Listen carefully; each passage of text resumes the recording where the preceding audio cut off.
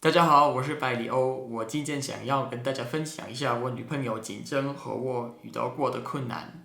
首先，如果你们看过我在法国拍过的影片，你们已经发现了我女朋友来自台湾。但是因为她影片中在我的旁边，你们可能会以为她现在也在瑞士。但是其实她3月初已经回了台湾，从这个时候开始，我们都没有见面。虽然我原来打算今年夏天飞到台湾，但是我是瑞士人。因为疫情的关系，我不可以进去台湾，而且我们也没有机会在中间见面，因为很多国家现在没有开放。我们那么少见面，你们肯定会问，我们怎么可能认识呢？其实我2018年9月到2019年2月去过台北，然后在那边也认识了我的女朋友。我们约会了好几次之后，最后就变成了恋人。所以我2月回国的时候，当然非常难过。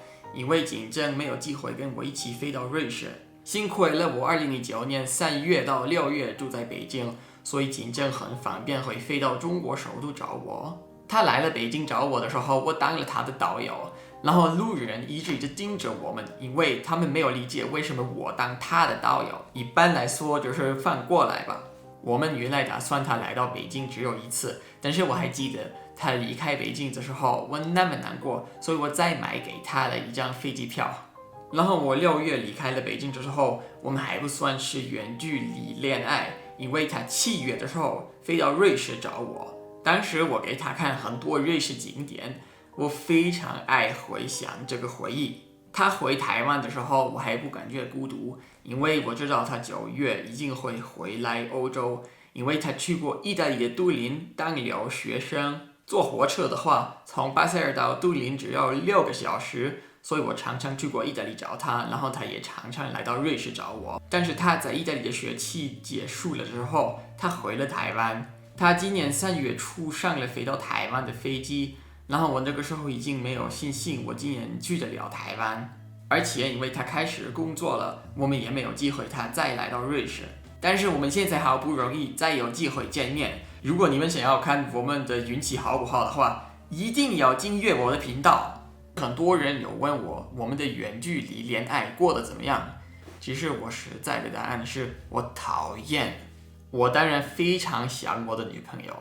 每次起床，我想到能跟他一起在床上醒来，然后一起吃早餐的时候，可以说我的生活的一部分跟他一起离开我了。但是不管别人评论以及不看好我们在一起的事情，我还是觉得如果她是我梦中的女人的话，我每天等待她都值得。其实我发现了一件非常有意思的事。远距离恋爱最困难的事不是彼此距离的遥远，而且是时差。我们每天只有很短的时间窗可以讲话，你们的时间比这里的时间早6个小时，所以你们6点晚上是这里的中午。冬天更早，欧洲有夏令时间，但是你们没有，所以时差居然7个小时了。其实他在台北，我在北京的时候，我没想到时差会那么困难，我现在才知道了。所以你们现在知道，时差是远距离恋爱最困难的事。如果你们考虑开始个远距离恋爱的话，我有5个建议。第一，你们一定会想到，首先看时差多少，而且你们也需要看你们1年有几次机会见面。2，你们的爱人不在你们的旁边的话，当然会非常孤独。但是你们还有别的朋友们，你们可以跟他们出去玩。你们必须听好听的音乐，吃好吃的菜，做一个你们非常喜欢的活动，这样时间会过得非常快。如果你们只在家里等你们的爱人的话，时间会过非常慢。3，我发现了计划下次见面的时候，会让时间过得比较快。如果你们没有下次见面的一个时候，恐怕你们的希望很快会不见。4，这个我觉得我不太需要说明，但是我还是说一下，打电话，不管可以打电话的时间窗短不短，不管你们有5个小时还是10分钟可以打电话，每一秒都值得。第5个，我觉得很多人忘记了存钱。其实这是20块瑞士法郎，你们想要看看吗？这是我们在这里用的钱，这个大概600台币。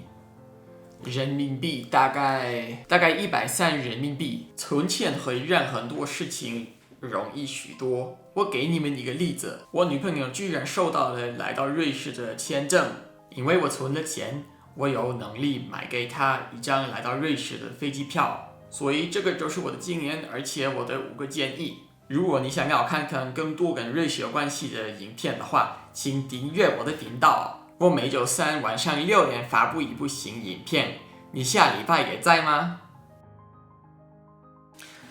结束了。Oh boy.